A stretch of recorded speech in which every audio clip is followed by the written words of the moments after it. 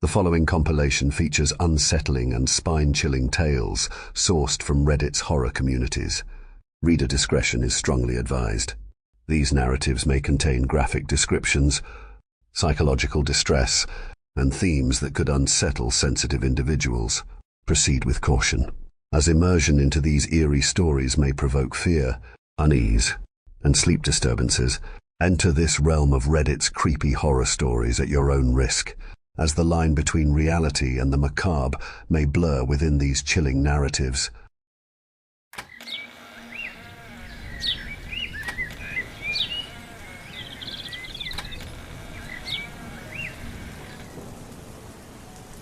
Whoever had carved the door relished in the anatomy of suffering. It was a 2-story tall slab of copper set directly into a cavern wall, its surface carved with a vast and complex bas-relief that worried the eye, a cloying, confusing mix of human bodies sprawling upwards in a mound of naked flesh, many glancing horrified over their shoulders while fleeing something out of frame and out of sight, thousands of them, starved and wretched with gaunt faces and sunken eyes, jutting ribs and distended bellies. There were rumors that they moved, but only when you weren't looking. Less than a week after its discovery, they brought it down with explosives.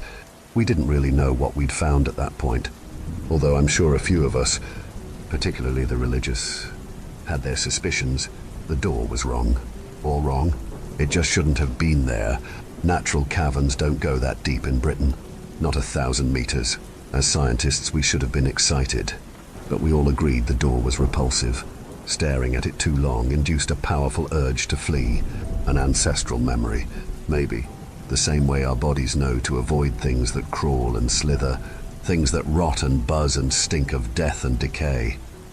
They never told us how or why they found it, nor why the project was classified, only that we had to figure out what was on the other side. When the charges finally blew, they went off like giant firecrackers, a string of them that ran around the gateway, one by one, deafening booms that shook the entire cavern. I was left blinking dust out of my eyes as great machines lowered the door, now free of its couplings, to the ground. Looking back, some details come easier than others.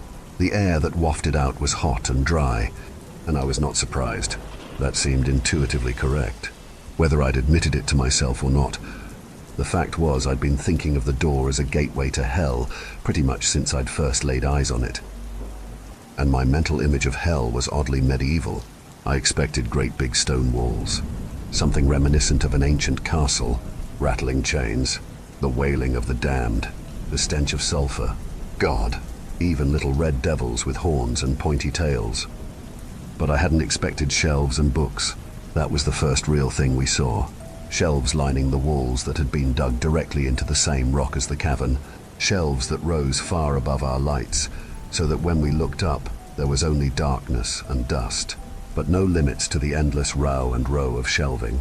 Every last inch covered in books. There were no gaps, just dust and tattered spines of random sizes, leather, fabric, paperback, faded pastels and gold leaf letters in alphabets both familiar and strange. And it wasn't just the walls. The floor was littered with random head-high piles of books, all stacked up like some tired librarian had gotten fed up of finding room for them. They made a labyrinth of the place, obscuring corners and doors, and the forward team, myself included, progressed carefully along the stone passageway, listening and looking carefully for some signs that would make sense of the place. There must have been thousands of books, and that was just in the first hallway we explored.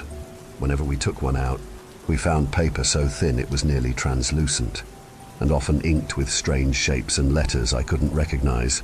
Otherwise, it was gibberish. Not that we studied them too long on that first day. Whenever I took one, I returned it quickly, lifting them up. I always had the strangest sensation that I was doing something wrong, inappropriate, and I didn't like the space they left behind on the shelves. A gap like a missing tooth. The darkness within swirling like deep waters. Safety in that place felt like an illusion, and touching the books was at risk of shattering it. I don't know how else to put it, except I didn't want to do anything that might draw attention to me. It was as if we were extremely conspicuous. There were no sounds but those we made, our own breath, our own footfalls, the shuffle and scuffle of our every movement. We could even hear each other's heartbeats, the discordant bump of several people's chests beating like a broken drum set, and every now and again, a racing, a steady increase in the beat's cadence as we turned a blind corner, or lifted a book just to see what it contained, or looked up at the shadows above us. Each of us kept having false starts because there was always this expectation that you were going to see something. Soon, any second now, squeezed between two books, or dangling overhead. It took 6 more hours before that corridor opened up, and when it did, we were dumbfounded. We emerged onto a vast and terrifying mezzanine made of ancient rock, overlooking a chasm with no visible bottom, just floor after floor filled with shelves filled with books. Millions, billions, and all along those distant walls and stories were little openings that led to more corridors like the one we'd just emerged from. So many that it was like staring at a roughshod beehive. To look up or down or anywhere was to be faced with more books than anyone could read in their entire lifetime. We took our first break on that mezzanine, while radios didn't go very far in that place. We'd had the sense to carry enough wire to allow for a hard connection, and using that we contacted the main research site and updated them on the situation. We were to keep going for another 6 hours and turn around. A day, no more, was the plan. Even that felt like too long. I wanted to leave.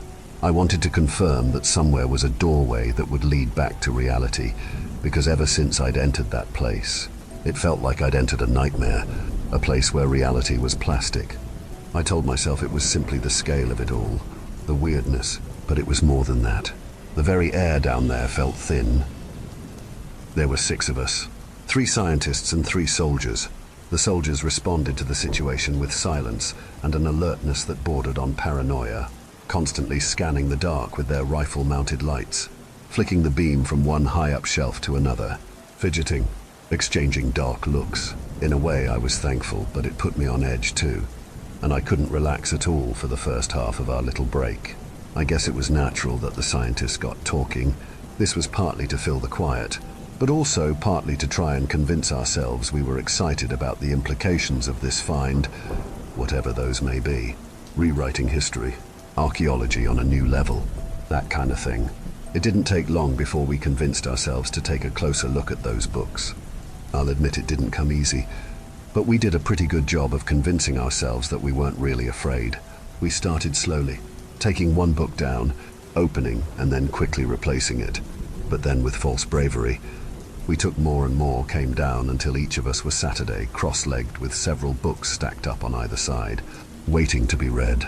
I remember at some point I must have grown tired and looked up from my own pile, because I noticed Dr. Eisling muttering quietly as she traced some words with her fingers. "What have you found?" "It's Latin alphabet," she said. First one I actually recognized the letters for. German, maybe.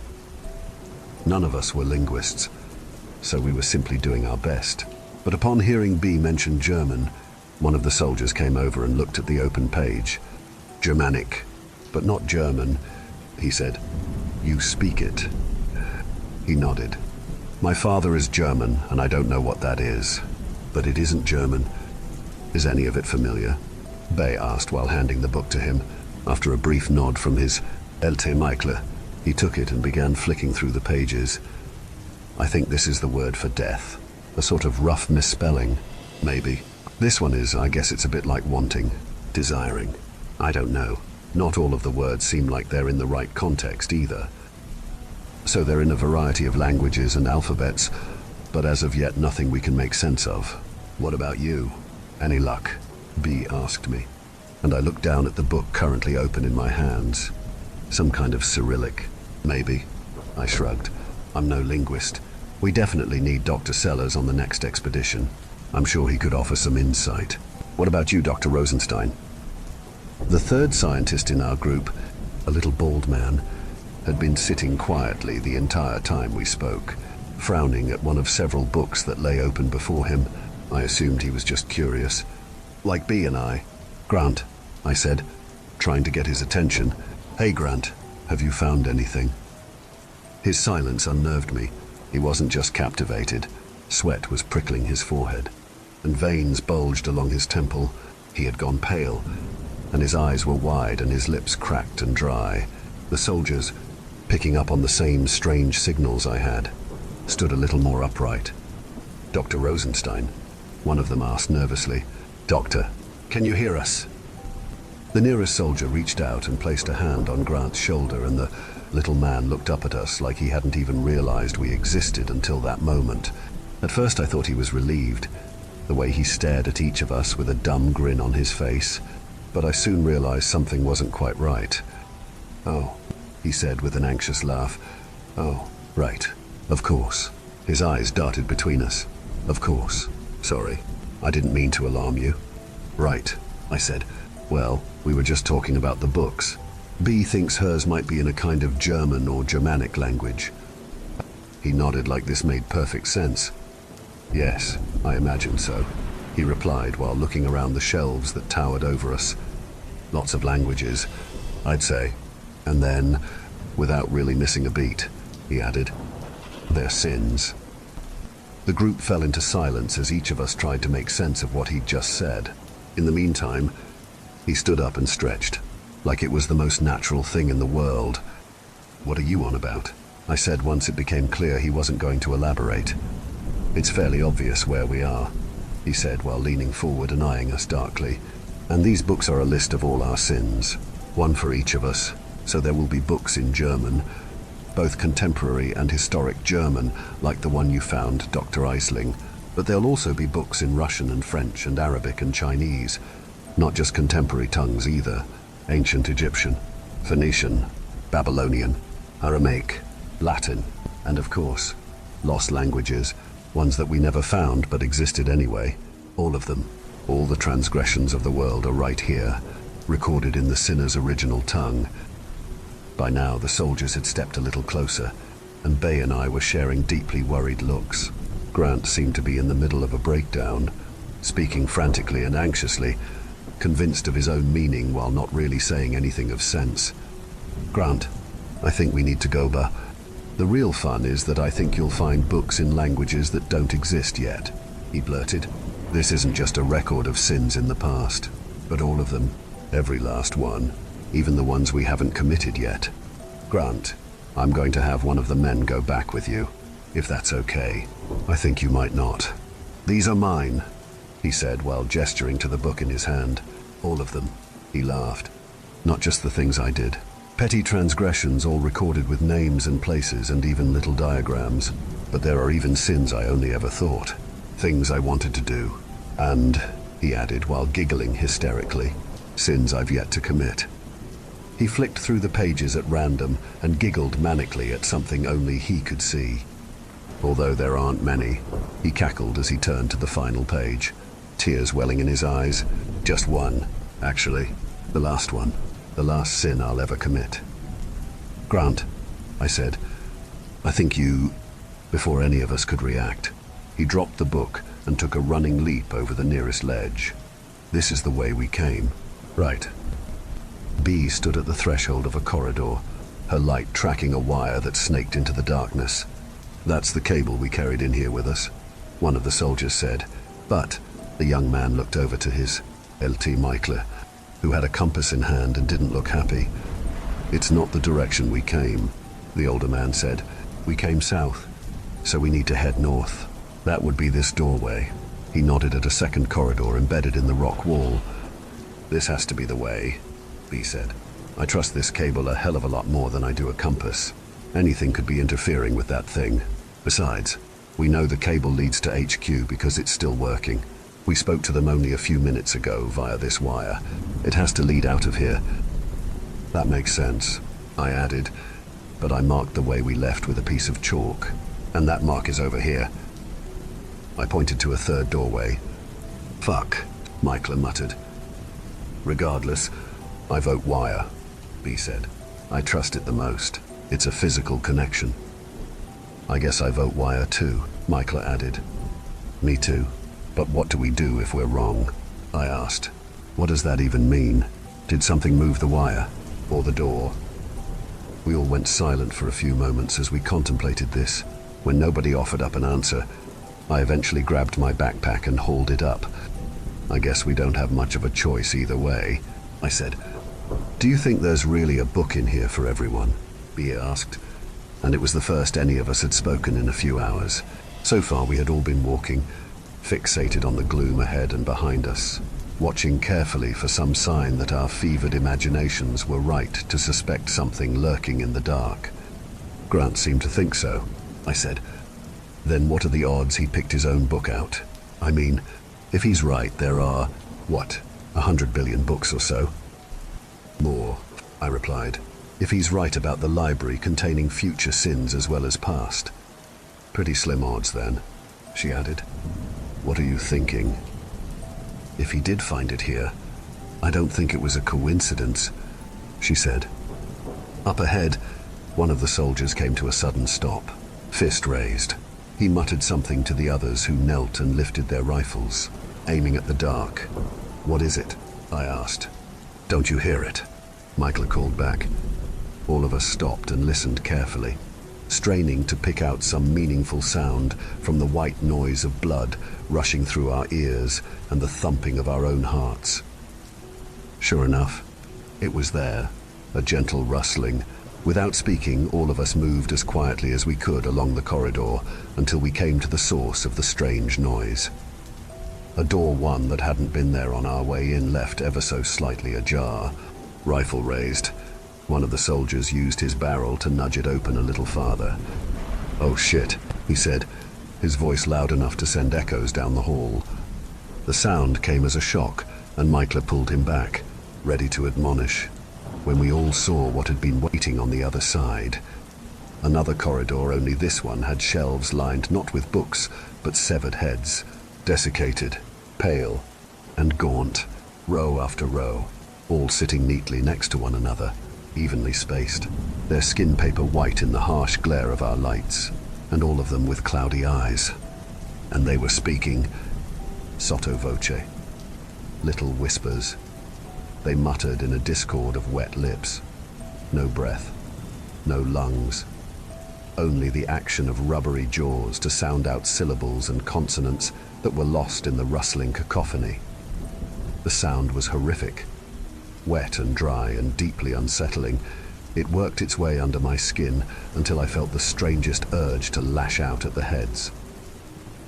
But curiosity overrode disgust, and I approached one, wincing briefly when it fixed me with its cloudy eyes. But I didn't stop. I got close enough to see every detail of its flaking skin, its rheumy eyes glaring at me with such strange emotion.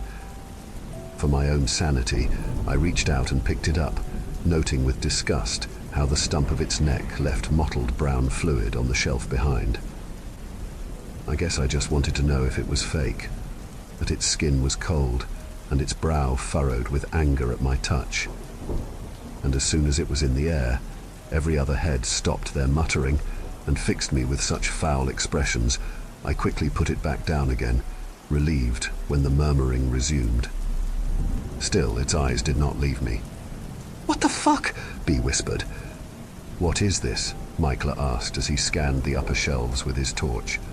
On, and they went, as far as we could see. What the actual fuck is this? Slowly, a strange thought began to form in my mind.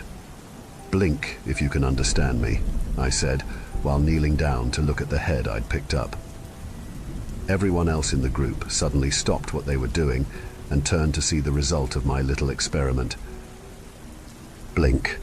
Okay, okay, okay," I repeated while trying to calm myself down. "Right. Once for no, twice for yes. Do you understand?" "Blink, blink." "Right, okay, I looked to the others for suggestions when B piped up instead. "Are these books a list of all our sins?" "Blink, blink." "One book for one person?" "Blink, blink." "So what are you?" she asked, and this elicited a scathing look from the severed head. "Yes or no questions," I told her. One of the soldiers, the youngest one, the one who'd helped translate the German, stepped up and spoke. "Is this hell?" he asked. "Blink, blink." "Is this your punishment?" he added. "Blink." "If this isn't the punishment," he said, "what is?"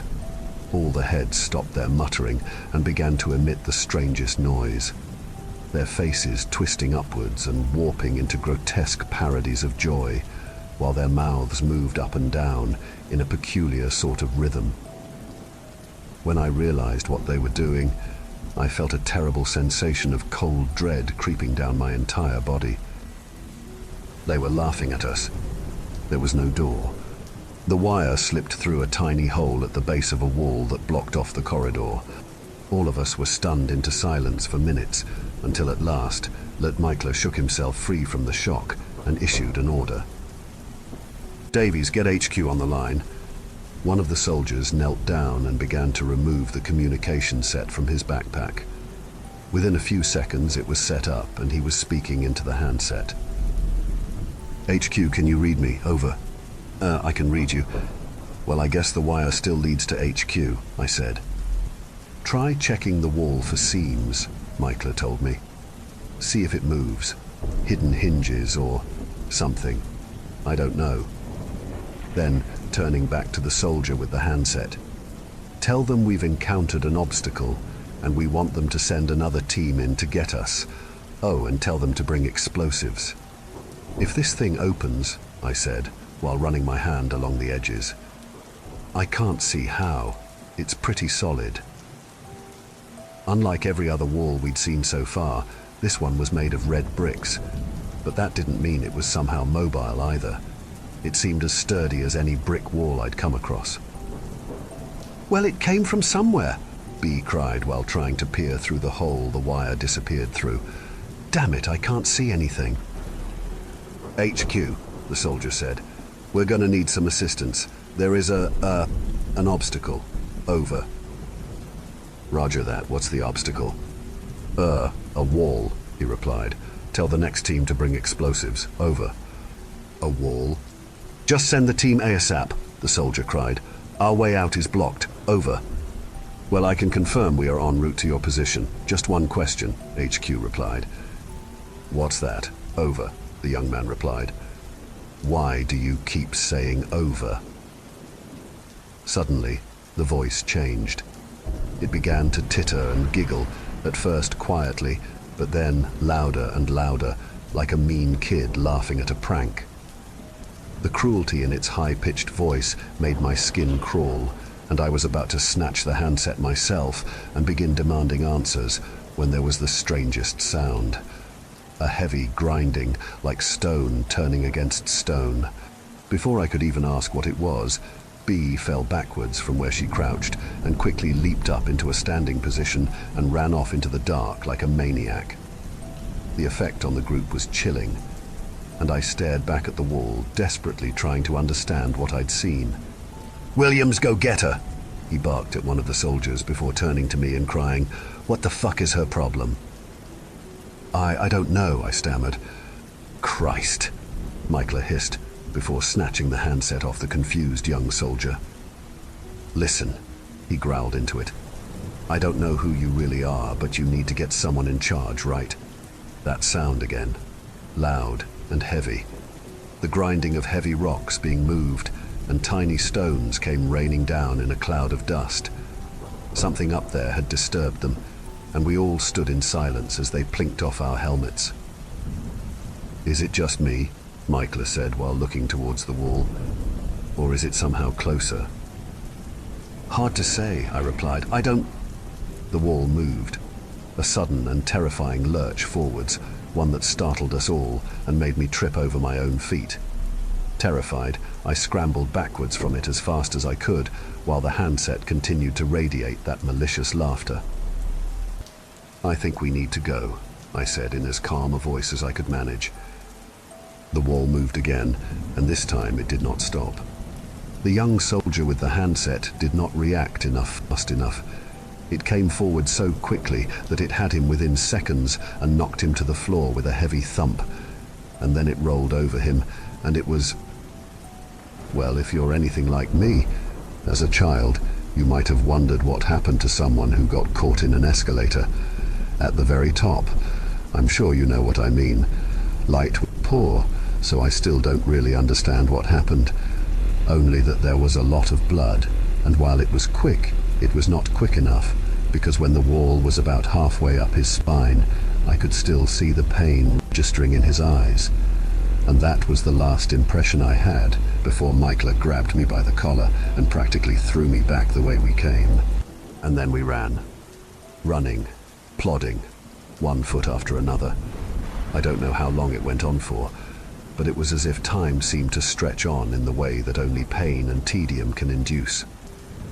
There were moments where, as I struggled to force one foot in front of the other, I wondered if I'd actually been running for days, not hours.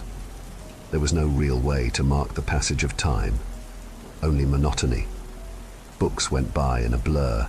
The floor was featureless stone.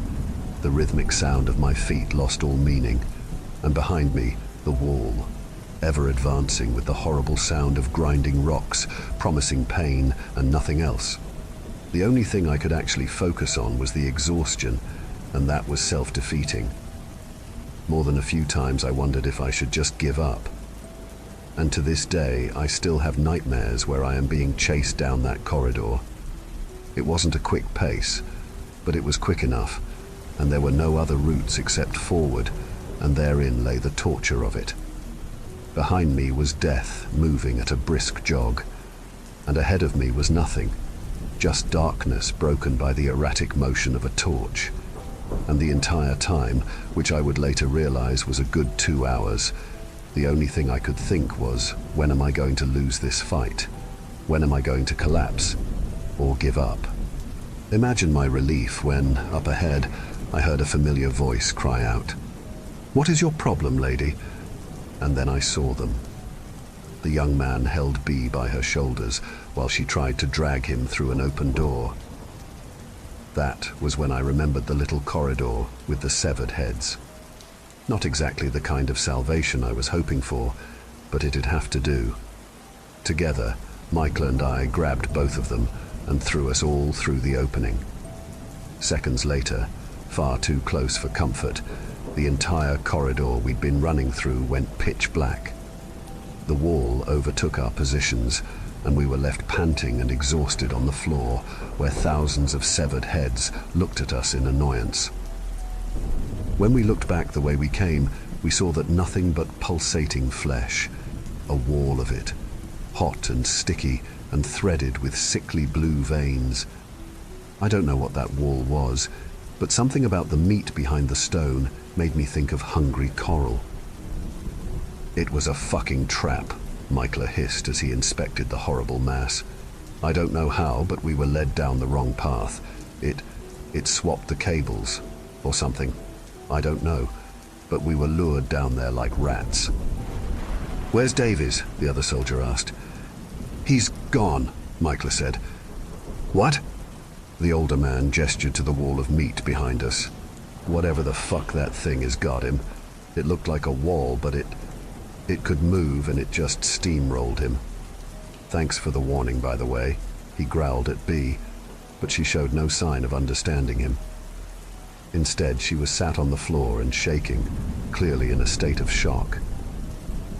"Where now, sir?" the remaining soldier asked, and Michaela grimaced. "Where do you think?" he spat before gesturing at the route forward, "the only direction that's available." The heads made for strange companions. They followed us with their eyes, but did not stop their muttering. It was grating, to say the least, a noise you could ignore for maybe an hour or so.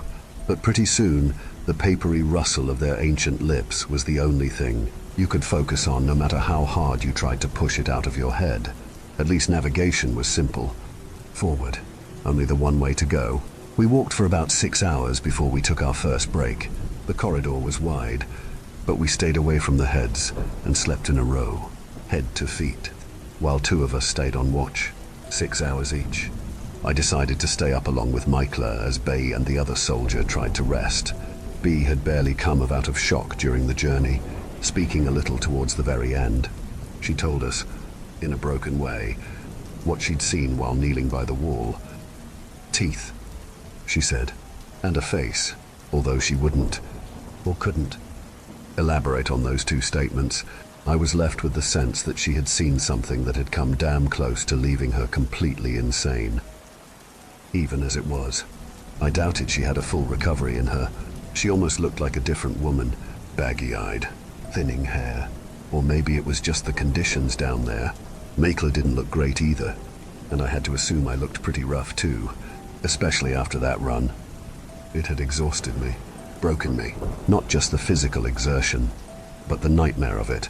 The reason I'd elected to stay on watch first was because I didn't want to sleep. A part of me was worried I'd just dream about being back in that hallway, running from the moving wall, and I didn't want to revisit that place ever again, not even as a dream. There were moments where I came so close to just giving up. I don't think I'd ever really experienced despair like that before. Not the kind where you feel your knees buckling and your neck turn to rubber as your head bows. It must be what people stranded at sea feel when they lose the strength to keep treading water. So instead I stayed up and tried to ignore the muttering of the heads. Even tried talking to Maikla, but he didn't have much to say. I could tell losing Davies back in the corridor had bothered him. Hell, it bothered me and I hadn't even known the guy. But I swear to this day I can still see the look on his face as rock met flesh and his legs and hips just disappeared. In the end, I had only these kinds of thoughts for company. And lots of time. So it probably shouldn't come as too much of a surprise that I eventually fell asleep. It wasn't for long, 10 minutes at most. But it was enough time for me to wake up and see something drag the sleeping soldier's body into the darkness of the nearest shelf, his neck lolling unnaturally to one side. The movement was gentle, quiet, but clumsy too, like a child pulling a rag doll stealthily out of a toy box. I looked over to Maikla and saw he'd fallen asleep as well. So I nudged him with my foot, and he woke up with a sort of lazy start. Only when he looked at me, confused for a few short seconds, before slowly registering the look of terror on my face. Did he seem to realize what was happening? I'm not sure what I expected him to do, really, but he was the leader and well armed, and I didn't want to be the one who had to figure out what to do next. Possibly because there was a part of me tempted to just sneak off, to leave the young man to his fate. Maybe even B, if it just meant I could survive a little bit longer. In truth, I was relieved when Maikla leapt into action immediately. I didn't want to be a coward. He jumped up and grabbed the young man's foot, and I ran over and grabbed the other leg, and together we tried to pull him back. I didn't mention it to Maikla, but the way the soldier's body felt when I grabbed it, the muscles were too relaxed, too heavy. I don't know how to explain it. But if you ever end up in the unfortunate situation of moving a corpse, you might know what I mean. A living body supports itself, a dead one. It's just meat and water and somehow feels so much heavier for it. He was dead. Still, we fought on. At some point, B must have woken up, realized what was happening, and joined in. I remember her trying to reach into the shelf to grab a hold of the dead man's arm, when she suddenly flew backwards, landing with a hefty thud against the shelf behind her and rocking a few of the severed heads on their little stumps. Whatever was in the dark was clearly frustrated. It wanted its next meal, and it wasn't going to let us stop it. Slowly, a long, inhuman arm reached out and took a hold of the body's groin. Its strange hand had fingers that split at the knuckle. 1, 2, 3 times. A terrifying effect, especially given how each one moved on its own.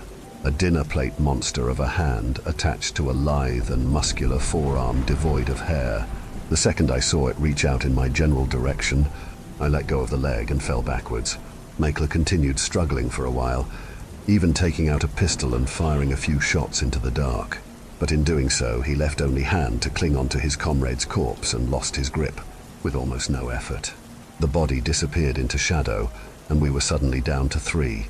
"What the fuck? What the fuck? What the fuck?" he screamed. I wanted to say something, maybe even something to comfort him, or maybe an apology for falling asleep. But then again, he'd fallen asleep too. I didn't know what I was meant to do. I was in shock, and it was settling deep into me when B said something from where she remained on the floor. Her voice quiet but oddly insistent. "It isn't over." That hand re-emerged, carefully, deliberately. It placed itself on the floor, revealing more of the pale flesh that powered it. And then came another, and another, and then its head emerged slowly from the dark and fixed me with eyes both black, bulbous, and far too numerous for anything that can be called human, and its mouth a beard made of dirty fingers, grey and bluish, long rancid nails, hundreds of them squirming like the mandibles of a hungry spider. Michael opened fire, but he might as well have been shooting hay for all the effect it had. The bullets struck with a wet thwop, but no actual damage. The creature knocked him aside with pure contempt and pulled the rest of itself out into the corridor, where I saw it had no legs, but instead relied on several long arms to suspend itself between the walls of the corridor like a kind of spider.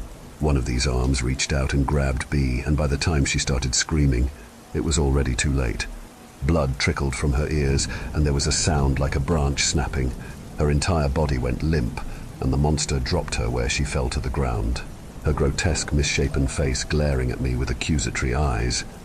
The lieutenant screamed as he fired yet again, but then that thing seized him like he was nothing but a doll and lifted him, squeezing so tightly he dropped everything he held, his gun and torch hitting the ground with a loud rattle.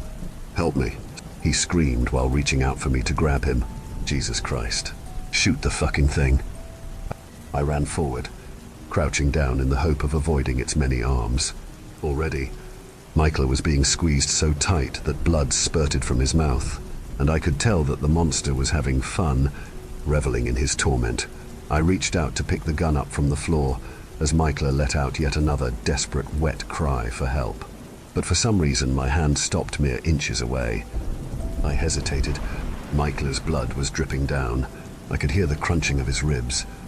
In my most shameful moment, I grabbed the torch and ran, and Michael's cries followed me, screaming, screeching, whimpering, sounds of breaking bones and tearing paper, sounds of torture and torment that somehow seemed to last forever. I emerged from the corridor alone.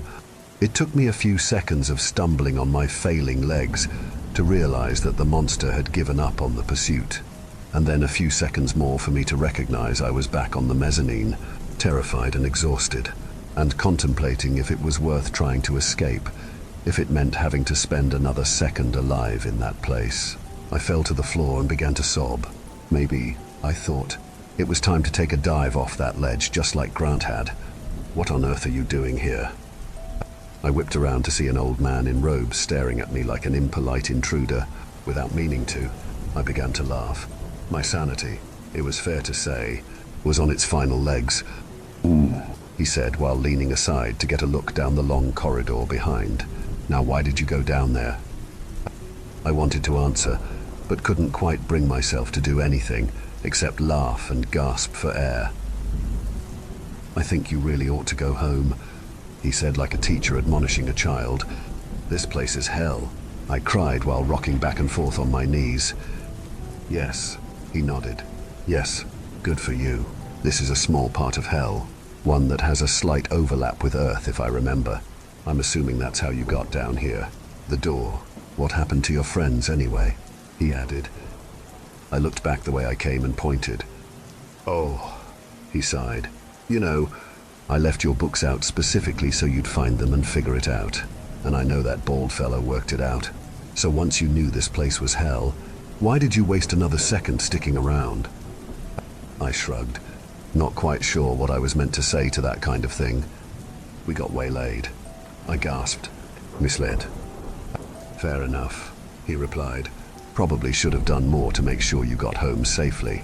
That's partly my fault, although I won't apologize. You entered this place. Didn't you see the door? What part of that was inviting?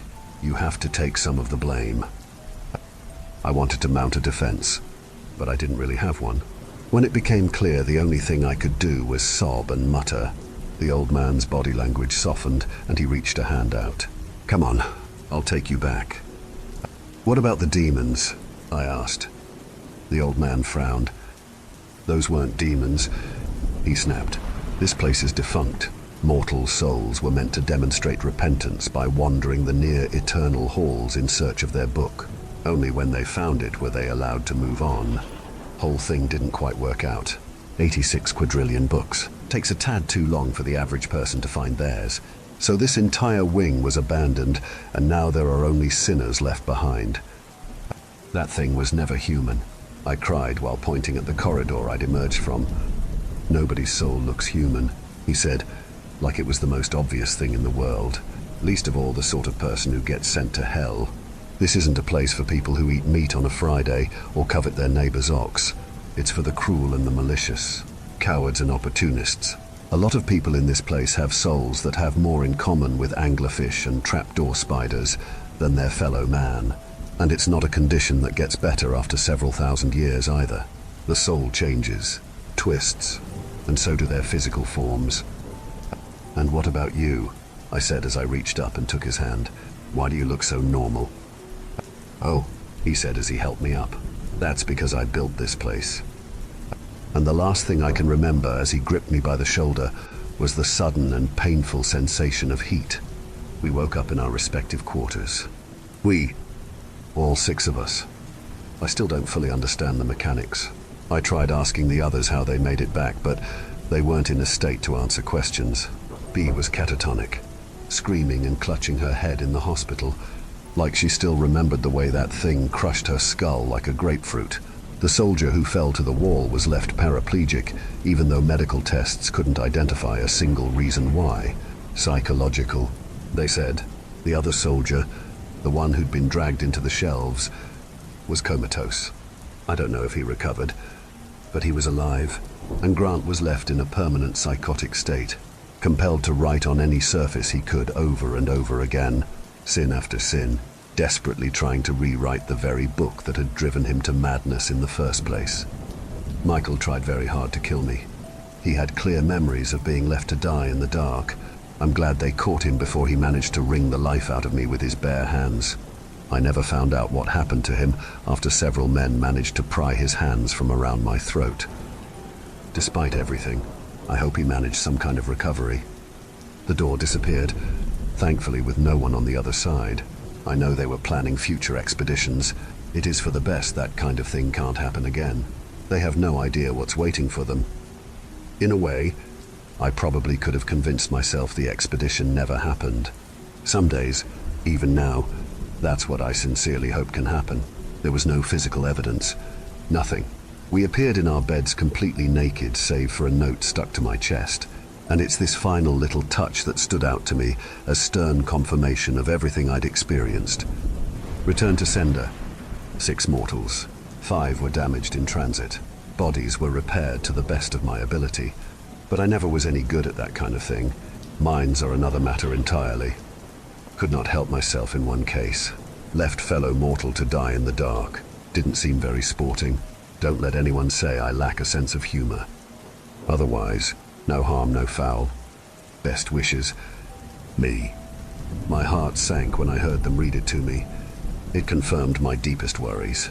No one had been very honest with me since I'd arrived at the hospital. They'd kept me bandaged up so it wasn't easy to tell.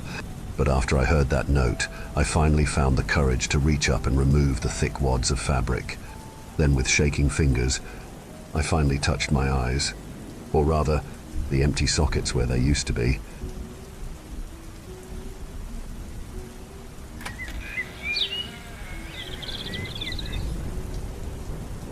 I've loved going to garage and estate sales since I was a kid. Every item being sold has a story connected to it, and I love discovering what might be hiding behind people's unwanted junk. From grandfather clocks to old military uniforms, to even a nearly mint condition Model T that someone's relative had kept secret from the family. I've found hundreds of items like that. So when one day I came upon a small neighborhood garage sale that was going on, without skipping a beat, I pulled my car into this foreign neighborhood and quickly began searching around for items. I found the usual odd knickknacks that most people try to get rid of. Clothes, old electronics, and the odd piece of furniture. I bought a few items here and there, but nothing was standing out to me. That was until I came upon an elderly woman sitting in front of her house with a few items laid out before her. She smiled as I walked over to her and struck up a conversation with her, and began to show me a few items that she was selling. I probably don't have to tell you, guys, how big of a jackpot old people are when it comes to interesting old items. She began to tell me how she was about to move into a nursing home and that she was having to give up a few items she wasn't able to take with her. I nodded at her and began to peruse her items as we continued our conversation.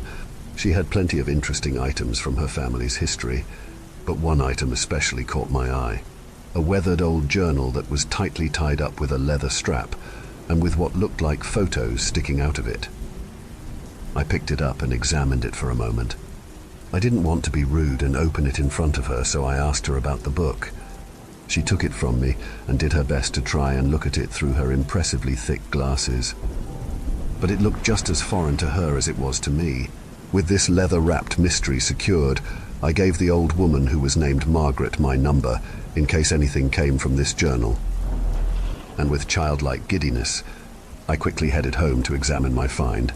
The first thing I examined was a photo that greeted me the moment I opened the journal. It was a weathered old photo of 5 heavily jacketed men in what looked like a great white void. Flipping the photo over, I was met with a strange inscription that confused me at first. Antarctic Expedition, July 1930. Now, I don't claim to be an Antarctic expert, but I'd never heard of any expedition in the 1930s. A quick Google search did indeed show me that Admiral Richard E. Byrd did indeed have an expedition to Antarctica in 1930. But before I got my hopes up, I noticed that no one in that photo resembled Byrd at all. In fact, the date on the photo was dated to a month after Byrd's expedition had gone back home. I plucked another photo from the journal and found another copy of the 5 men.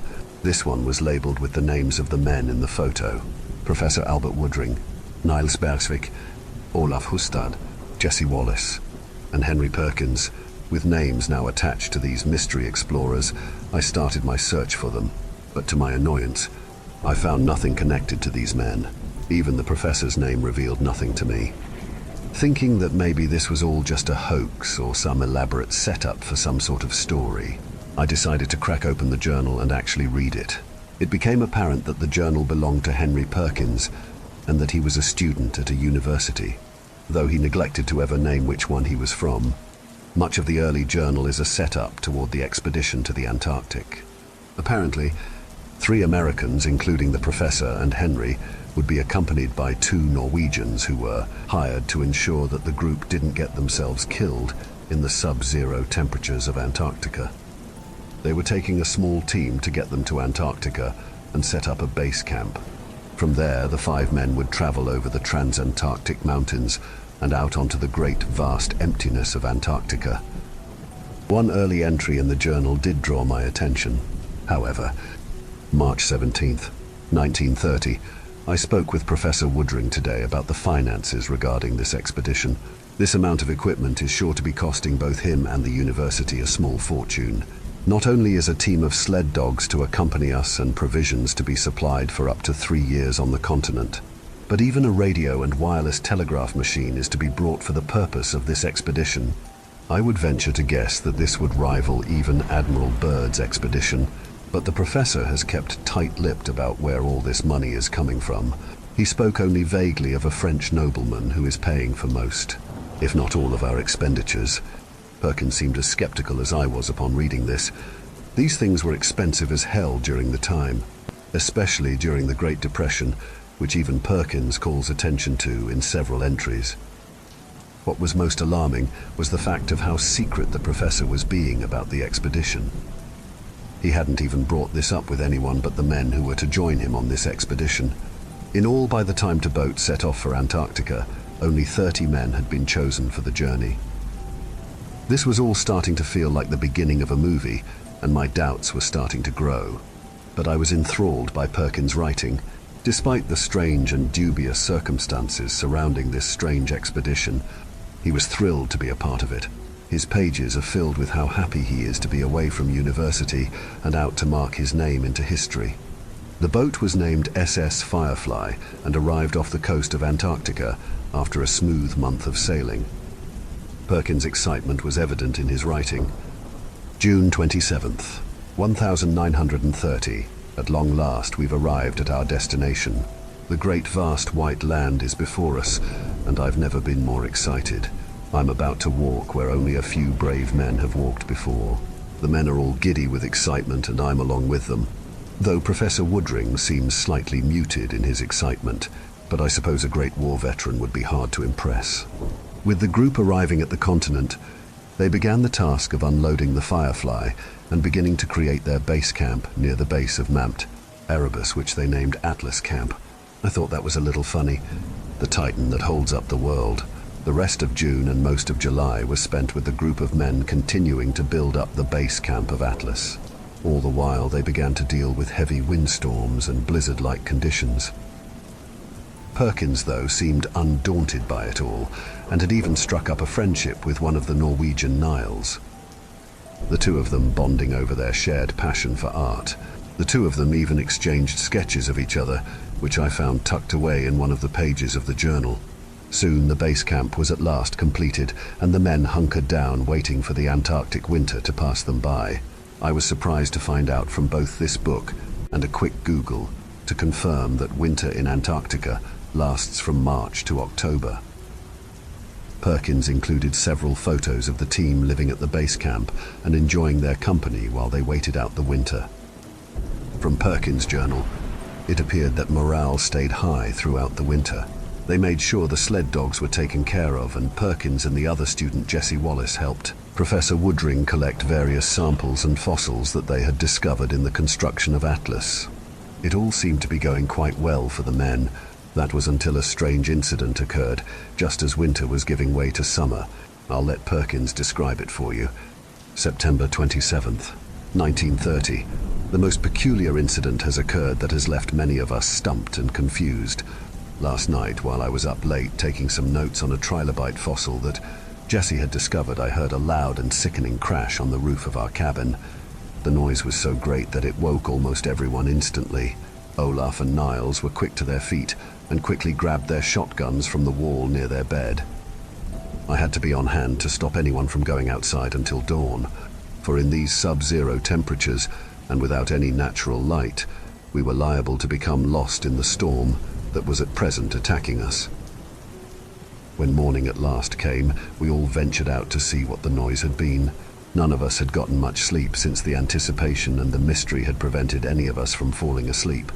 Climbing up onto the roof, we were met with a truly peculiar sight.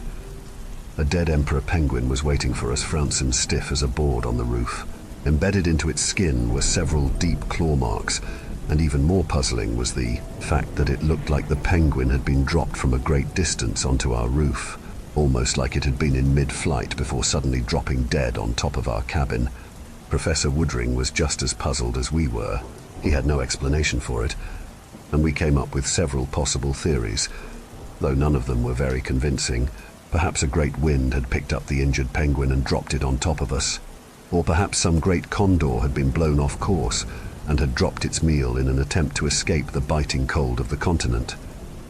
None of these theories are very concrete, but it's an absolute mystery as to how this flightless bird had somehow achieved flight. This puzzled me, as well as there was no plausible way for the penguin to have ended up splatting on the top of Perkins' cabin.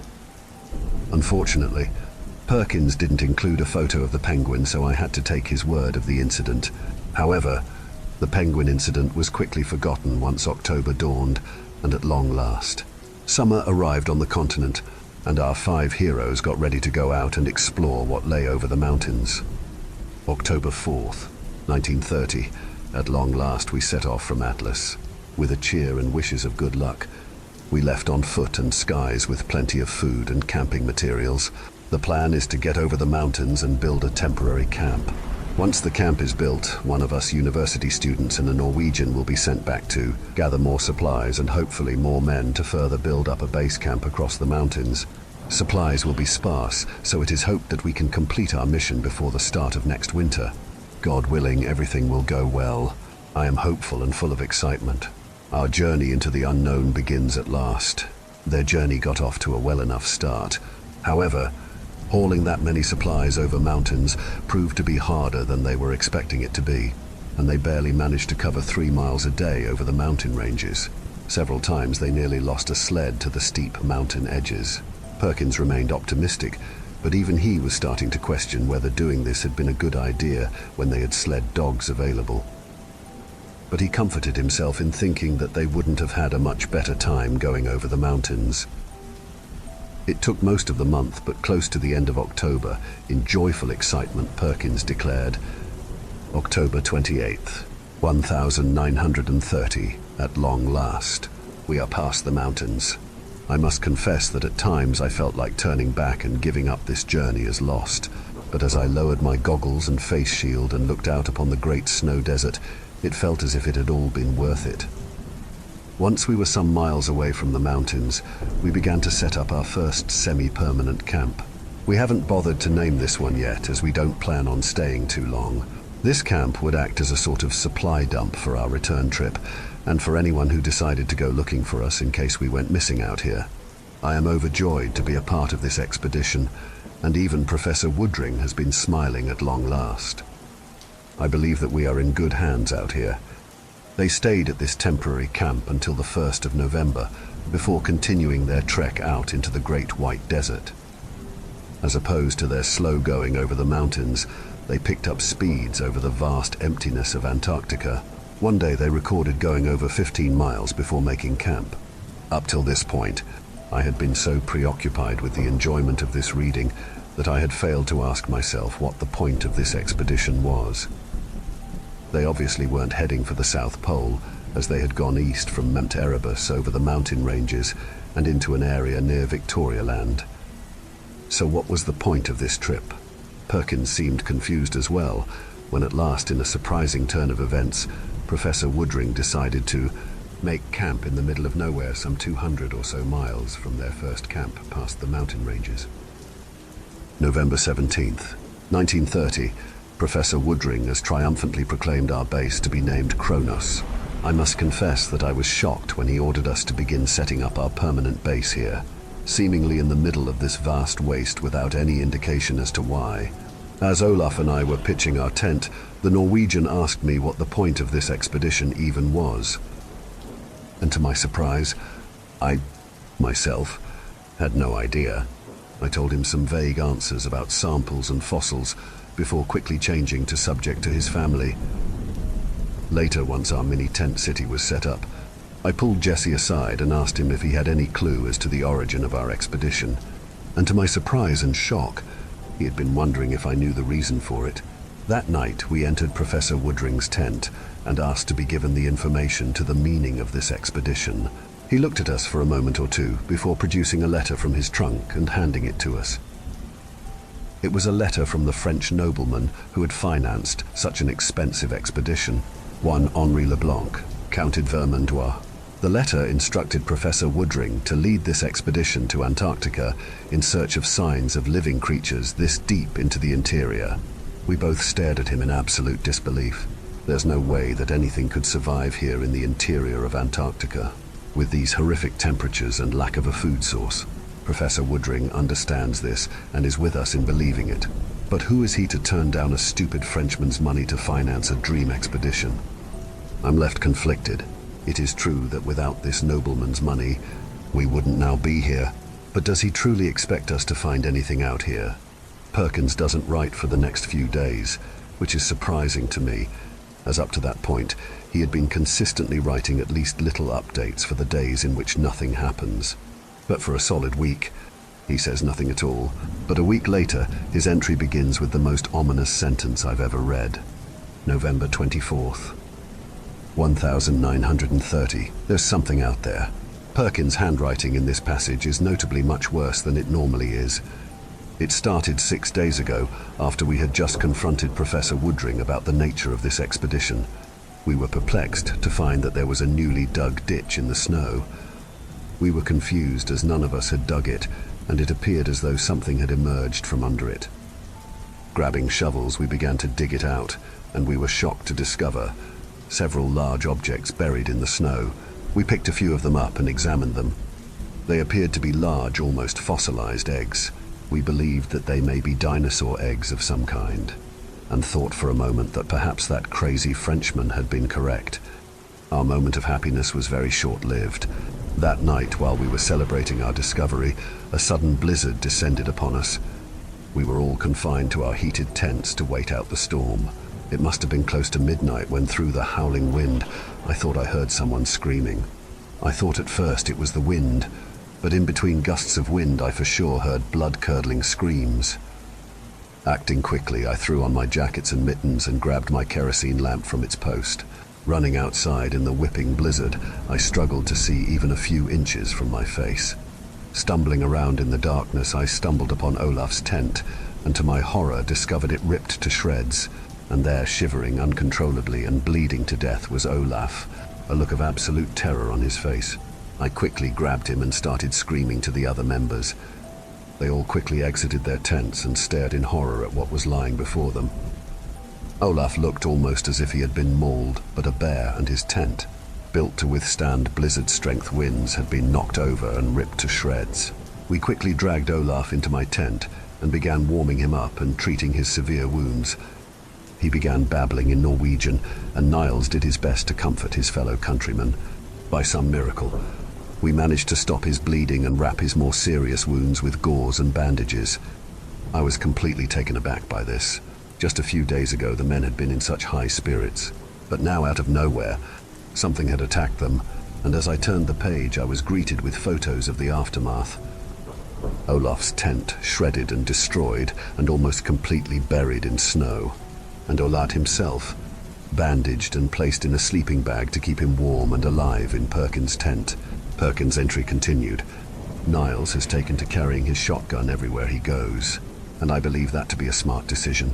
We also decided to sleep two in a tent, with Niles and me taking care of Olaf, and Jesse and the professor staying in their tent to make sense of what had attacked Olaf. He soon began to experience intense pain, and we had to keep him injected with morphine to keep him from crying out in pain. We racked our brains trying to imagine what had attacked him that night. But we didn't have to wait long to figure it out. Yesterday, as I was getting ready to write in my journal again, Niles asked me to take a walk with him. I left Olaf in the care of Jesse, while the professor continued to examine the eggs that we had discovered. Walking with Niles, he began to press me for more information on what our mission out here was. Feeling that he should know, I told him what the professor had told me. Niles' mind quickly went to the idea of some beast attacking the camp. But I couldn't believe that.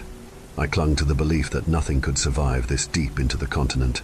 Penguins and seals lived only very close to the coast, and there was no way that anything like that could survive here. As we continued to walk and discuss with each other, Niles took a step forward, and suddenly, in a blink of an eye, something emerged from beneath the snow and bit down on his leg with a loud and sickening crunch. Niles let out a scream and dropped his shotgun into the snow. He screamed and shouted in Norwegian as whatever was underneath the snow began pulling him down into it. In a blind panic, I quickly grabbed the shotgun from underneath the snow, aimed it down into the snow, and fired. A horrifying screech bellowed out from the snow as suddenly something shot out from underneath it and covered me and Niles in rock-hard snow and ice. By the time we were able to get our bearing, whatever it was had disappeared. Perkins included photos of the nasty bites that Niles had gotten and the crater where the creature had seemingly been waiting for them. He also included sketches of the eggs, which the professor had told him could not be photographed yet. Perkins' long entry ended with this haunting passage. There's something out there, and it's hunting us. We need to get Olaf and Niles medical attention, or they will die here. I plan on telling the professor tomorrow, and if he doesn't agree, I'll have to convince Jesse to come with me. I'm not going to die here in this god-forsaken place. The next entry was dated 2 days later and was no less horrifying. November 26th, 1930, Professor Woodring is dead. I confronted him on the 25th as I said I would. I demanded that we be allowed to return to Atlas Base with Olaf and Niles. Otherwise they would die from gangrene, infection, or exposure. He refused, telling me that the eggs that we believed to be fossilized were in fact living eggs. Despite this shocking discovery, I was unmoved and demanded that we return to Atlas. Again, I was ignored. I left his tent to inform Jesse of my plan. As I left the tent, I heard a strange buzzing noise, almost like that of a mosquito. Only it continued to grow louder by the second until a loud crash sounded behind me from the professor's tent. Looking back in horror, I was met by an enormous beast. It must have been nearly 8 feet tall and walked on 6 spindly-like legs. It was covered in a coat of white coarse fur and flashing its antennae at me. On its rear was a large stinger, and attached to its body were 2 pairs of wings. It screeched loudly at me and was enough to draw Jesse out of his tent, shotgun in hand and a look of horror in his eyes. From underneath his destroyed tent, Professor Woodring cried out to us, begging for our help and ordering us to kill the creature. Jesse quickly aimed and fired at the creature. It let out some more screeches before it dug its legs into the tent and used its front legs to grab onto Professor Woodring and fly away with him, kicking up a torrent of snow and carrying the screaming and crying professor away into the ether.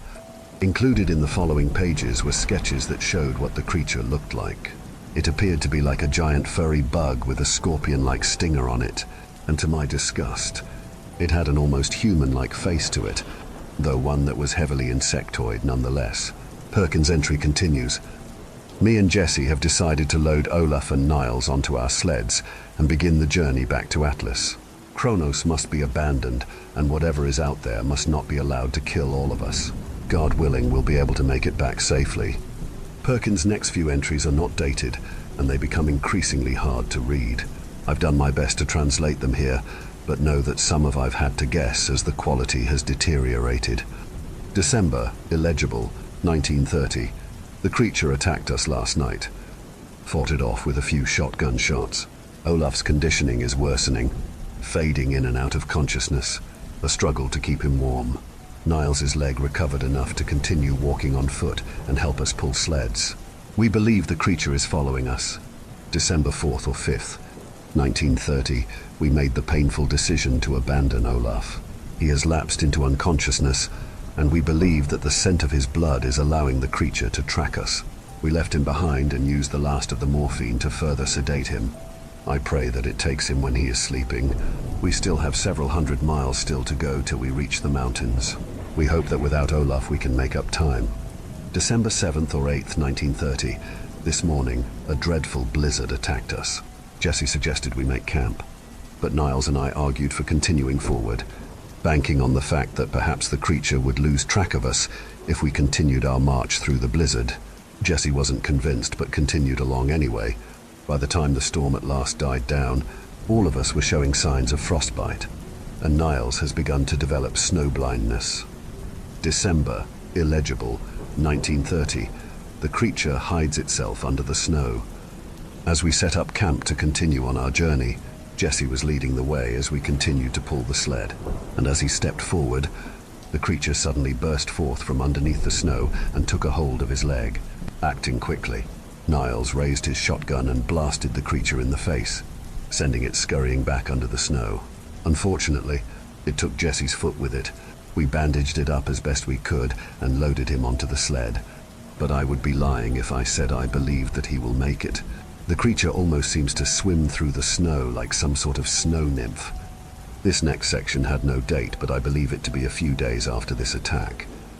Jesse has been crying and screaming for hours as we continue to march toward the mountains, without any morphine to treat him. The only time he's able to keep his mouth shut is when the pain becomes too much and he faints. Niles is not in any better condition. The bite marks on his legs have become infected, and his strength is decreasing as the days continue. I've had to contend with the idea of continuing on my own into the vast emptiness to hopeful safety. January, illegible, 1931. We reached the mountains at last. Unfortunately, the creature hasn't stopped its relentless attacks on us.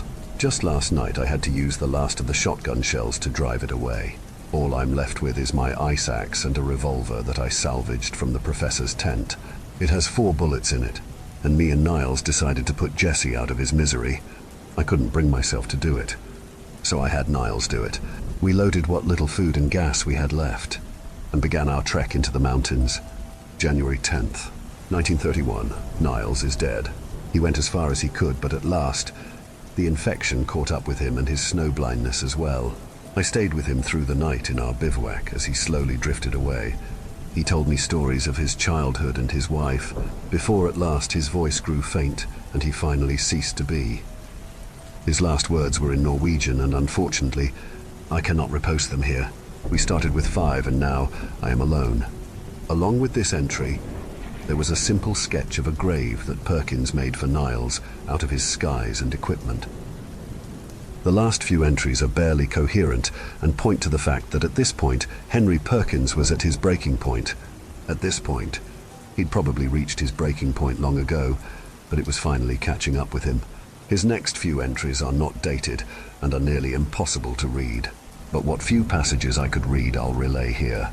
Creature attacked again, stung with its stinger, managed to hit with ice axe, cut off one of its antennae, saving bullets. Pain is unbearable, must keep going. Creature uses antennae to sense when something is near, saw them sticking out of snow, managed to avoid it. I believe I'm lost. Blizzard is upon me, bivouacked in place, can hear it near me. Blizzard continues. Food has run out. Blizzard continues. The next several pages are completely illegible. Blizzard has let up. Can see camp from where I am. Can no longer move my legs. The creature is waiting outside. His final entry is heartbreaking, knowing how close he was to Atlas camp and just how far he'd made it by himself. Fired several shots at the creature. It screamed, ran away, left behind an egg. It's a female, I believe. I wonder if anyone heard my shots. I believe I'll rest a moment before trying to move my legs again. Just a small rest. And with that, his entries end, and I'm left conflicted.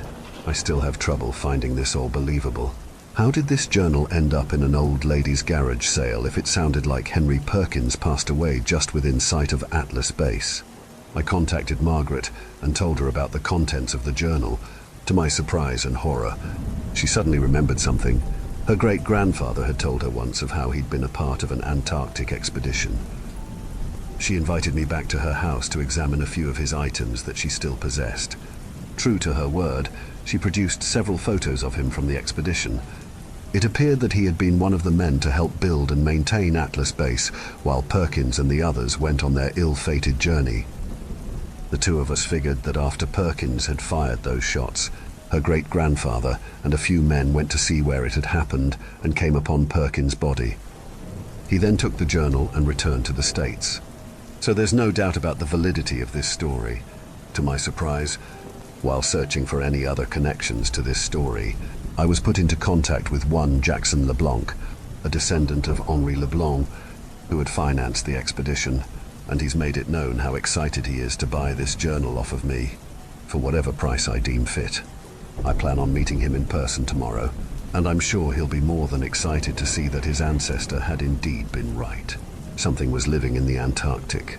Maybe there still is. But that's the end of my story. I told you, you do find those nuggets of gold in garage sales after all. Thank you for venturing into the darkness with us. If you dare to explore further, be sure to subscribe to our channel for more spine-tingling tales of horror and the supernatural. Remember, the shadows hold endless mysteries, waiting to be unveiled. Stay tuned for more bone-chilling stories as we continue to traverse the eerie depths of the unknown together. Until next time, may your dreams be free from the haunting echoes of our tales. Or perhaps not.